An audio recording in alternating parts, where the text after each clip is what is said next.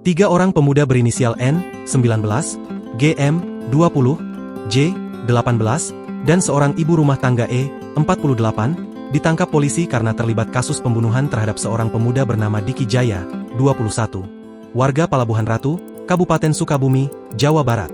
Kapolres Sukabumi, AKBP Samian, mengatakan, awalnya ditemukan jasad korban yang sudah membusuk di kebun pinggir Jalan Raya Sukabumi, Banten, tepatnya di Kampung Cilengka, Desa Pasir Baru, Kecamatan Cisolok, pada Minggu, 29 September 2024. Saat itu jasad korban ditemukan oleh warga di semak-semak dalam keadaan membusuk. Usut punya usut, korban merupakan korban pembunuhan oleh 4 tersangka yang telah ditangkap polisi. Samian menjelaskan, peristiwa pembunuhan dilakukan para tersangka pada 21 September 2024 sekira pukul 23.30 waktu Indonesia Barat di Pantai Citepus, Kampung Wisata Pantai, Desa Citepus, Kecamatan Palabuhan Ratu. Dari kejadian dengan ditemukannya korban itu kurang lebih 8 hari, sehingga kondisi korban pada saat ditemukan sudah mengalami kerusakan lebih dari 80%. Tidak ada identitas dan tidak bisa dikenali secara kasat mata, ujar Samian kepada Tribun, Selasa, 8 Oktober 2024. Samian mengatakan, berbekal Scientific Crime Investigation, Satreskrim Polres Sukabumi berhasil mengungkap identitas korban, sehingga korban dikenali dan bernama Diki Jaya.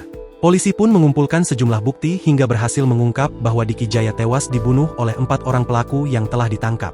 Samian menjelaskan, kronologi pembunuhan terhadap Diki bermula dari salah paham antara korban dengan para pelaku. Tindak pidana ini diawali adanya salah paham pada saat minum minuman keras bersama-sama.